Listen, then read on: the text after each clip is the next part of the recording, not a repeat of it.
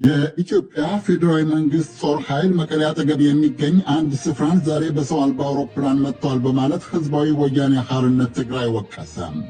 የህወሓትና የኢትዮጵያ ፌዴራል መንግስት ጠብ እየተካረረ ነው። አዣንስ ፍራንስ ፕሬስ እንደዘገበው ሁለቱ ኃይላት ትግራይን በሚያዋስኑ ድንበሮች አካባቢ ተጨማሪ ጦር ኃይል እያሰፈሩም ነው።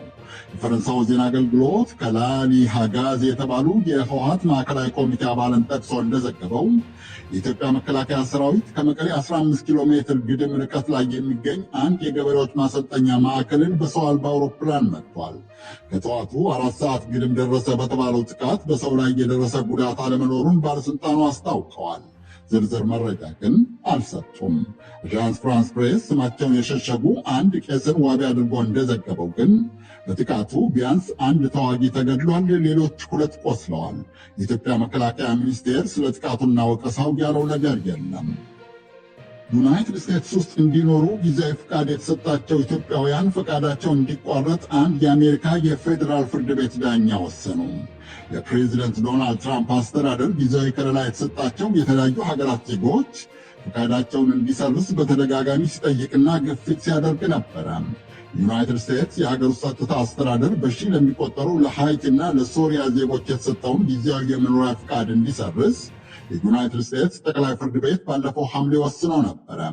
ዛሬ ደግሞ በቦስተን ያስቻለው የፌዴራል ፍርድ ቤት ዳኛ 5000 ለሚሆኑ ኢትዮጵያውያን አሜሪካ ውስጥ እንዲኖሩና እንዲሰሩ የተሰጣቸው ጊዜያዊ ፍቃድ እንዲሰረዝ ወስነዋል።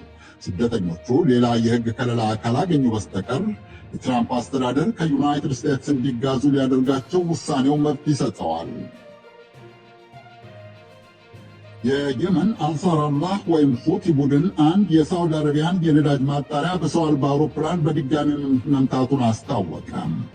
አንሳር አላህ የሚቆጣጠራቸው የየመን መገናኛ ዘዴዎች እንደዘገቡት ቡድኑ ጂዛን የሚገኘውን የሳውዲ አረቢያ ግዙፍ የነዳጅ ኩባንያ የአራምኮን ነዳጅ ማጣሪያ ዛሬ ጠዋት ደብድበዋል። በኢራን ይደገፋል የሚባለው አንሳር አላህ ባለፈው ሳምንትም የጂዛን ነዳጅ ማጣሪያን መምታቱን አስታውቆ ነበረ። ይህ በእንዲህ እንዳለ የአንሳር አላህና በሳውዲ አረቢያ የሚደገፈው የየመን መንግስት ጦር ኃይላት በሰላማዊ ሰዎች ላይ የሚያደርሱትን ጥቃት እንዲያቆሙ የተባበሩት መንግስታት ድርጅት ጠይቋል። የድርጅቱ ቃል አቀባይ ስቴፋን ዲዩጅራች ትናንት እንዳሉት ሁለቱ ወገኖች በገጠሙት ውጊያ የሚገደለው ሰላማዊ ሰው ቁጥር ከጊዜ ወደ ጊዜ እየጨመረ ነው። የተባበሩት መንግስታት የሰብአዊ መብቶች ከፍተኛ ኮሚሽነር ፎልከር ቱርክ በሰላማዊ ሰዎች ላይ የሚደርሰው ጉዳት እንዲቆም ያደረጉትን ጥሪ እንደግፋለን። ሁለቱ ወገኖች እንዲታገሱ፣ ግጭቱን ከማባባስ እንዲቆጠቡም እንጠይቃለን። አንሳር አላህ ከሐምሌ 28 ወዲህ በከፈተው ጥቃት በትንሹ 17 ሰላማዊ ሰዎች መገደላቸው ተዘግቧል። አንሳር አላህ በሚቆጣጠረው አካባቢ ደግሞ 2 ተገድለዋል። 2 casualties were reported in Houthi-controlled areas in Jalad. የሳውዲ አረቢያ የጦር ጀቶች ባለፈው ሐምሌ መጀመሪያ ላይ የሰና አውሮፕላን ማረፊያን ከደበደቡ ወዲህ ባለፉት 4 ዓመታት ጋብ ብሎ የነበረው የአንሳር አላህ የሳውዲ አረቢያና በሳውዲ አረቢያ የሚደገፉ ኃይላት ውጊያ እንደገና ገርሽቷል። የሳውዲ አረቢያ ጦር የሰና አውሮፕላን ማረፊያን የደበደበው በቀድሞው የኢራን ሉዓላዊ መሪ አያቶላህ አሊ ኻሜኔይ ቀብር ላይ ተገኝተው ወደ ሀገራቸው የሚመለሱ የአንሳር አላህ ባለስልጣናትን ያሳፈረ አንድ የኢራን አውሮፕላን ሰንዓ ውስጥ እንዳያርፍ ለማገድ ነበረ። ይህ ዶቼ ቬለ ነው። እስራኤል ሰሜን ምዕራብ ሶሪያ ውስጥ የሚገኝ የአየር ኃይል ሰፈርን መደብደቧን ሶሪያ አወገዘች። በሶሪያ የዩናይትድ ስቴትስ አምባሳደር ቶም ባራክም የእስራኤልን ጥቃት አላስፈላጊ ውጥረትን ማባባስ በማለት አውግዘውታል። አቡ አልቦር በተባለው አካባቢ የሚገኘው የአየር ኃይል ሰፈር ላለፉት 14 ዓመታት አገልግሎት አይሰጥም። የሶሪያ መንግሥት ቴሌቪዥን ጣቢያ እንደዘገበው የእስራኤል ጦር ዛሬ ሲነጋጋ የአየር ኃይሉን የአውሮፕላን መንደርደሪያዎች 8 ጊዜ ደብድቧቸዋል። የቀድሞው የሶሪያ ፕሬዝደንት በሽር አልአሰድ ከስልጣን ከተወገዱ እንደ ግሪጎሪያኑ አቆጣጠር ከታህሳስ 2024 ወዲህ እስራኤል የሶሪያን የተለያዩ የጦር ሰፈሮች፣ ተቋማትና ግዛቶችን በተደጋጋሚ ደብድባለች። እስራኤል እንደ ግሪጎሪያኑ አቆጣጠር ከ1973 ጀምሮ በኃይል በያዘችው በሶሪያ የጎላን ኮረብቶች የሰፈረው ጦሯን ከሶሪያ የጦር ኃይል ይዞታ ጋር የሚያዋስነውን የተባበሩት መንግስታት ድርጅት የከለለውን ወሰን በመጣስም ተጨማሪ የሶሪያ ግዛትን ወራለች። የእስራኤል ጦር ዛሬ የደበደበው ጦር ሰፈር የቱርክ የጦር አዛዦች ሰሞኑን ጎብኝተውት ነበረ። የጉብኝቱ ዓላማ ለ14 ዓመታት የተዘጋውን ጦር ሰፈርን ለማደስ ያለመ ነው ተብሎም ነበረ። በድብደባው ንብረት ከመጥፋቱ በስተቀር በሰው ላይ የደረሰ ጉዳት ግን የለም። የሶሪያ ውጭ ጉዳይ ሚኒስቴርና የዩናይትድ ስቴትስ አምባሳደር ድብደባውን አውግዘውታል። ቱርክም የእስራኤልን ጥቃት አውግዛ ዓለም አቀፉ ማኅበረሰብ በእስራኤል እርምጃ ላይ ሁነኛ ቅጣት እንዲጥል ጠይቃለች። አዣንስ ፍራንስ ፕሬስ እንደዘገበው የእስራኤል ጦር ስለ ድብደባው አስተያየት የለኝም ነው ያለው። የዩናይትድ ስቴትስ ፕሬዚደንት ዶናልድ ትራምፕ መስተዳድራቸው ከኢራን ጋር የሚያደርገው ድርድር የለም፣ ለመደራደርም አላቀደም አሉ። የዩናይትድ ስቴትስና ኢራን በገጠሙት ውጊያ ምክንያት የሆርሙዝ ወሽመጥ እንደተዘጋ ነው። ትራምፕ ግን ዛሬ በማኅበራዊ መገናኛ ዘዴያቸው እንደጻፉት የሆርሙዝ ወሽመጥ ክፍትና እየሰራም ነው ብለዋል። ፕሬዚደንት ትራምፕ ባለፈው አርብ ጦራቸው ኢራንን ድል ማድረጉንና የሆርሙዝ ወሽመጥን ቅኝ መግዛታቸውን እንደሚያውጁ አስታውቀው ነበረ። ትናንት ደግሞ ኢራን እጅ እንድትሰጥ ሲያስፈራሩ፣ ኦማንንም ለመደብደብ ሲዝቱ ነበረ። ዩናይትድ ስቴትስና ኢራንን የምታደራድረው ቀጠር የትራምፕ ተለዋዋጭ ዛቻና ፉከራ እንዳስደነቃት አስታውቃለች። የሆርሙዝ ወሽመጥን ለማስተዳደር ኢራንና ኦማን የሚያደርጉት ድርድርም የዋሽንግተንና የቴህራንን ጠብ ለማርገብና ለማደራደር እንደሚረዳ የዶሃ ባለሥልጣናት እየተናገሩ ነው። ዛሬ የሆርሙዝ ወሽመጥን ለማለፍ የሞከረ አንድ መርከብ በሚሳኤል ወይም በሰው አልባ አውሮፕላን መመታቱን የብሪታንያ ጦር ኃይል የባህር ንግድ ጉዳይ አስታውቋል። መርከቡ የተመታው ሞተሩ አካባቢ በመሆኑ ሰዎች ሳይሞቱ እንዳልቀረም ይኸው ድርጅት ጠቅሷል። የብሪታንያው መስሪያ ቤት የመርከቡን የማንነት፣ የደረሰውን ጉዳት መጠንና መቺውን ወገን በግልጽ አልጠቀሰም። የኢራን ባለሥልጣናት ግን የትራምፕን ዛቻና ፉከራ አጣጥለው ነቅፈውታል። የሀገሪቱ ምክር ቤት አፈ ጉባኤና ዋና ተደራዳሪ መሐመድ ባጋር ቃሊባፍ ዛሬ እንዳሉት ዩናይትድ ስቴትስ በፕሬዚዳንቷ ፊርማ ያጸደቀችውን ውል ገቢር ካላደረገች ኢራን የሆርሙዝ ወሽመጥን አትከፍትም። በሮሸን بگویم تا زمانی که تعهدات آمریکا در تفاهمنامه از جمله በግልጽ ልናገር፣ ዩናይትድ ስቴትስ የጣለችውን የባህር እገዳ፣ የያዘችውን የኢራን ሀብት መልቀቅን፣ የነዳጅ ማዕቀብን ማንሳትን፣ ወታደራዊ ዘመቻዎችን በሁሉም ግንባሮች፣ ዛቻና ፉከራ ማቆምን ጨምሮ ከዚህ በፊት በተደረገው ስምምነት የተቀበለችውን ኃላፊነት ገቢር ካላደረገች የሆርሙዝ ወሽመጥ አይከፈትም። تنگه باز نخواهد شد። ይህ ዶይቼ ቬለ ነው።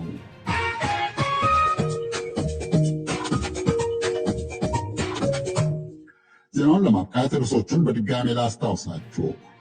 የኢትዮጵያ የፌዴራል መንግሥት ጦር ኃይል መቀሌ አጠገብ የሚገኝ አንድ ስፍራን ዛሬ በሰው አልባ አውሮፕላን ደብድበዋል በማለት ሕዝባዊ ወያኔ ሓርነት ትግራይ ወቀሰ። ህወሓት በድብደባው ስለደረሰው ጉዳት አልተናገረም። አንድ የዓይን ምስክር ግን ቢያንስ አንድ ታጣቂ መገደሉንና ሌሎች 2 መቁሰላቸውን አስታውቀዋል። የኢትዮጵያ መንግሥትና ጦር ኃይል ስለ ጉዳዩ እስካሁን ያሉት ነገር የለም።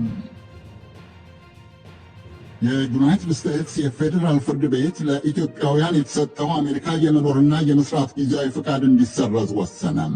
ኢትዮጵያውያኑ ሌላ የሕግ ከለላ ካላገኙ የፕሬዝደንት ዶናልድ ትራምፕ መስተዳድር 5000 የሚሆኑ ኢትዮጵያውያንን ከሀገሩ እንዲያባረር ውሳኔው መብት ይሰጠዋል። የዩናይትድ ስቴትስ ፕሬዚደንት ዶናልድ ትራምፕ ከኢራን ጋር ሊደረግ የታቀደም ድርድር የለም አሉ። የሆርሙዝ ወሽመጥም ክፍት ነው። የኢራን ባለሥልጣናት እንደሚሉት ግን ዩናይትድ ስቴትስ የገባቸውን ግዴታ ካላከበረች ስልታዊ ወሽመጥ አይከፈትም። የዜናው መልእክት የእስካሁኑ ነበር። የምሽቱን የዓለም ዜና ያቀረበልንን ነጋሽ መሐመድ እናመሰግናለሁ። በመከታተል ላይ ያላችሁት ዶይቼ ቬለን ነው። የዜና መጽሔት ከዓለም ዜና እንደተከታተልነው የኢትዮጵያና የኤርትራ ግንኙነት ዛሬም በአሉታ ማነጋገሩን ቀጥሏል። የኢትዮጵያ የባህር በር መዳረሻ የማግኘት ጉዳይ የክርክሩና የንግግሩ ማዕከል ሆኗል። የአዲስ አበባ ወኪላችን ሰለሞን ሙጬ ዲፕሎማሲ ተንታኞችን በማነጋገር ዘገባ ልኮልናል። ዋሽንግተን ዲሲ የሚገኘው የኤርትራ ኤምባሲ ትናንት ሰኞ ባወጣው ይፋዊ መግለጫ የኢትዮጵያና የኤርትራን ግንኙነት የተመለከተ አቋም አራምዷል። የኤርትራ ሉዓላዊነት ለድርድር የሚቀርብ አይደለም፣ የማንኛውም የአፍሪካ ሀገር ሉዓላዊነትም አይደለም በሚል የወጣው መግለጫ በሀገሪቱ የማስታወቂያ ሚኒስቴር ተጋርቷል። መግለጫው በአሁኑ ጊዜ በኤርትራና ኢትዮጵያ ውጥረት ውስጥ መደበቅ የሌለበት ያለው መሰረታዊ ጥያቄ መኖሩን ይጠቅሳል። ይህንንም ሲያብራራው ወደብ የንግድ መዳረሻ አንድ ጉዳይ እንጂ የሌላ ሀገር የባህር ዳርቻ ወይም የግዛት ሉዓላዊነት ሙሉ በሙሉ ሌላ ጉዳይ ነው ሲል በኢትዮጵያ በኩል የሚነሱ የባህር በር ይገባኛል ጥያቄዎችን አግባብነት ነቅፏል። ኤርትራ በኢትዮጵያ ላይ የግዛት ጥያቄ የላትም የሚለው ይኸው መግለጫ የኢትዮጵያን መሬት ወይም ሀብት አትጠይቅም፣ በዓለም አቀፍ ደረጃ እውቅና ያገኘን የኢትዮጵያን ድንበር ለመለወጥም አትፈልግም ብሏል።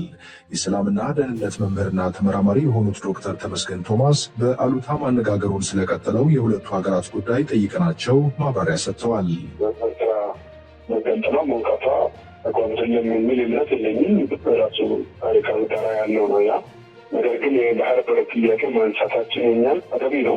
ነገር ግን ዛሬ ደግሞ ባህር በር የአንድ ሉዓላዊ ሀገር ግዛት መሆኑ ባህር በር ብለን ጦርነት ለመከረት እንደታስበው ደርጎ በዛ በኩል ስታል ሊወሰድ የሚችለው እና ያ ደግሞ የበለጠ በሁለቱ መካከል ያለውን ስሜት የበለጠ ያሻከረ ነው። በሌላ በኩል የኢትዮጵያ ውጭ ጉዳይ ኢንስቲትዩት በኤርትራና በህወሓት አክራሪ ያላቸው ኃይላት መካከል አለ ያለው የጋራ ጥቅም በቀጠናዊ መረጋጋትና በፕሪቶሪያ ስምምነት የወደፊት ሁኔታ ላይ ስጋት ሲፈጥር የኢትዮጵያ ሰሜናዊ ክፍል ሰላም አዲስ ጫና እያጋጠመው ነው የሚል ይዘት ያለው አንድ ትንታኔ ዛሬ አጋርቷል።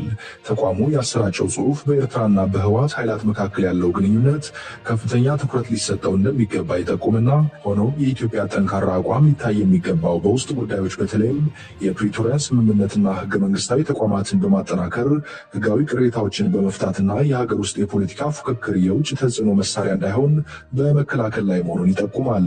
የሰላምና ደህንነት መምህርና ተመራማሪው ዶክተር ተመስገን ቶማስ መንግስት ለውስጥ ሰላም ትኩረት ይስጥ በሚለው ላይ የሚስማማ ሀሳብ አላቸው።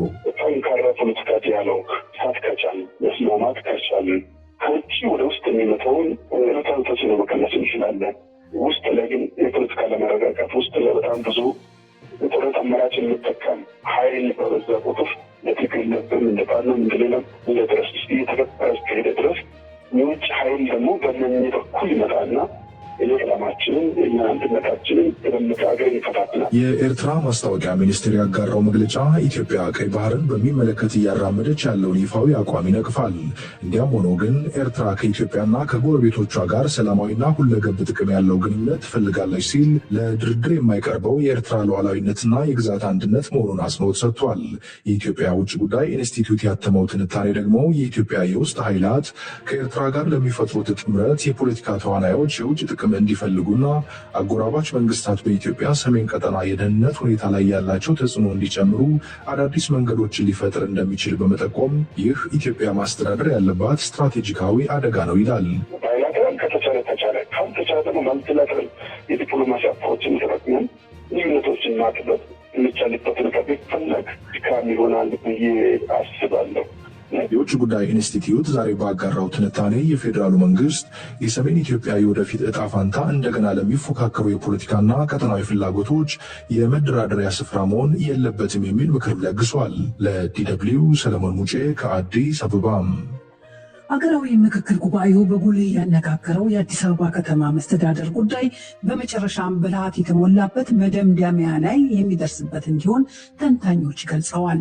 ከውይይቱ በኋላም ከተማዋ ያላት ቁልፍ የፖለቲካና ኢኮኖሚያዊ እንዲሁም ማህበራዊ መስተጋብር ሚና ተጠናክሮ የሚቀጥል ሊሆን ይገባል ነው ያሉት።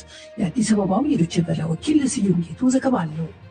በኢትዮጵያ ሀገራዊ ምክክር ኮሚሽን አስተባባሪነት እየተካሄደ ባለው የሀገራዊ ምክክር ጉባኤ ላይ እጅጉን ጎላ ብሎ መነጋገሪያ ከሆኑ ጉዳዮች አንደኛው የአዲስ አበባ መስተዳደር ጉዳይ ነው። በምክክር ጉባኤው ላይ ዋና ዋና ሆኖ ከቀረቡ 8 አጀንዳዎች ፌዴራል መስተዳደር ከተሞች በሚል ርዕስ ስር የቀረበው የአዲስ አበባ ከተማ ጉዳይ ጎላ ያለ ለውጥ ሊያመጡ ከሚችሉ በርካታ ርዕሰ ጉዳዮች መካከል ለምን ይሆን በብርቱ ያነጋገረው? በወቅታዊ የኢትዮጵያ ፖለቲካ ሁናቴዎች ላይ አስተያየቶችና ትንተናዎችን በመስጠት የሚታወቁት ዶክተር ደረጀ ገረፋ አጀንዳው ፒውር ያደረገ አጀንዳ ነው። ለምሳሌ ከ1996 የኦሮሚያ ዋና ከተማ ከዚህ ይነሳ በተባለበት ጊዜ እንዲሁ አከራካሪ ነበር። ሰላማዊ ሰልፍ ጭምር የተካሄደበት ነው። ያንን ተከትለው ደግሞ ከአዲስ አበባ ዩኒቨርሲቲ በወቅቱ ብዙ ዩኒቨርሲቲ ተማሪ ባልነበረበት ከ300 በላይ ተማሪዎች የተባረሩበት ነው። አመት ጭምር የተካሄደበት ነው። ስለዚህ ወደ ሀገራዊ ምክክሩ ሲመጣ አሁን ውይይት ነው እየተካሄደበት ያለው። በዚህ ውይይት ላይ ደግሞ የተለያዩ ቡድኖች ከተማውን በተመለከተ የተለያየ አመለካከት ሊኖራቸው ይችላል። በታሪክ ፐርስፔክቲቭ ላይ ነው መታየት ያለበት። ሌላው አስተያየት ሰጪ የህግ ባለሙያና በህግ ነክ ፖለቲካዊ ጉዳዮችም ላይ አስተያየት በመስጠት የሚታወቁት አንዱዓለም በእውቀቱ በከተማዋ ላይ ሊተላለፍ የሚችለው የትኛውም አይነት ውሳኔ የፖለቲካ አቅጣጫ አመላካችም ስለሚሆን ነው ይላሉ። አዲስ አበባ ላይ የተወሰነ ውሳኔና የፌዴራል ስርዓቱ ከወደ የሚመስሉ ገባለ ምትለው ተቃራኒ ሊሆን ይችላል። እዚህ ጋር የሚወሰነው ውሳኔ ሂስቶሪካል ውሳኔ የባለቤትነት ጥያቄ ያለው የአስተዳደር ጥያቄ ያለው የዚህ ደግሞ ተቃራኒ ውሳኔ ምንድነው? አይ አዲስ አበባ ጉዳይ መወሰን ያለበት አሁን ባሉ ነዋሪዎች ቀድሞ የነበረ መነሳት የለበትም። ይህ ደግሞ አጠቃላይ አሁን የኦሮሞ ፖለቲካ አብዛኞች ያነሱ አለ ታሪክ በደል መናቀል ይይዛለ የነሱ ጥያቄ ደግሞ ሙሉ ሆኑ ማለት ማለት ብዙ ሰዎች በደል ተፈጽሞብን ነው ተፈናቅለን ነው ሰዎች ጥያቄ ለመስጠትማል። አስተያየት ሰጪ ተንታኞቹ አዲስ አበባ ከተማን በተመለከተ በጉዳዩ ከፍተኛ ትኩረት መሳብ ጋር ተያይዘው ብልሃት የታከለበት መፍትሄና የወደፊት አቅጣጫ እንደሚያስፈልግም በአስተያየታቸው መልክተዋል። አንደኛው ነገር ከተሞች ከአካባቢያቸው ጋር እንዴት አድርገው እርቅ ይፍጠሩ በሚለው ፐርስፔክቲቭ ማየት አለብን ብዬ ነው የማምነው። የአዲስ አበባ ሕዝብ ያለ እምነትና ያለ ብሔር ልዩነት አብሮ የሚኖር ሕዝብ ነው። መቀጠል መቻል አለበት። ያሉ ጉለቶችን በሚያስተካክል መልኩ ውይይቶቹ መካሄድና መፍትሄ ሊኖር ይገባል ብዬ ነው ማምነው። አዳቀላለን ኢኮኖሚ፣ ዲፕሎማሲ፣ ማህበረሰብ በምን ቦታ መሰራት አካል ነች። ያው እንደዚህ ደረግ ያልባል ግን ሁለቱም ጥያቄ ሁሉም የገባኛ ጥያቄዎቹ አድሬስ መደረግ ያለባቸው እንጂ መደሰት የለባቸው። ምስክር ላይ ተረንዳ ኢዲያ ደግሞ የሚጠበቅ ነው።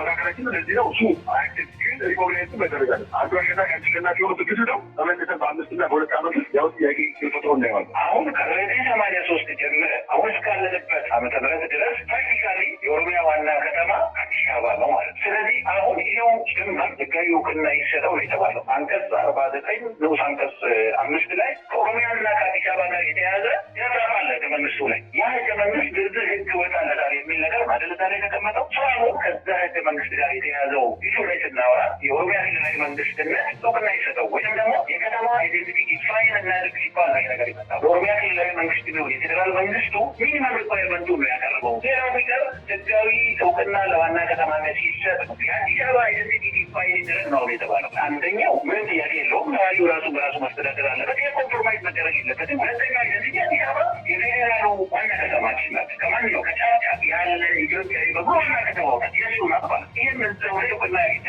በተመሳሳይ መልኩ የአፍሪካ መቀመጫ ይህም አይደንቲቲ ማለት አራተኛው አይደንቲቲ የኦሮሚያ ዋና ከተማ ናት የሚለው ቀጥሎ መሆን ያለበት ነገር ነው። ለህዝቡ በጣም ምቹ ስለሆነ ነው የሚል ነገር ነው መንሳት እንችላለን። በምክክር ጉባኤው በተነሳው የአዲስ አበባ ጉዳይ ላይ የፖለቲካ ድርጅቶችን ጨምሮ ፖለቲከኞችና በርካታ ተንታኞች ብሎም ስለ ጉዳዩ ይመለከተናል ያሉ በርካታ የማህበረሰብ አካላት የግል ምልከታቸውና አልፎ አልፎም ቅሬታዎችን ማንሳታቸውን ይታወቃል። በምክክሩ የሚሰጥ ውሳኔ አለመኖሩን በመግለጽ በሂደቱ ላይ የሚቀርቡትን ቅሬታና ጥያቄዎችን ግን በተመደበለት ኮሚቴ በኩል እየታየ መሆኑን አገራዊ ምክክር ኮሚሽኑ በተደጋጋሚ አሳውቋል።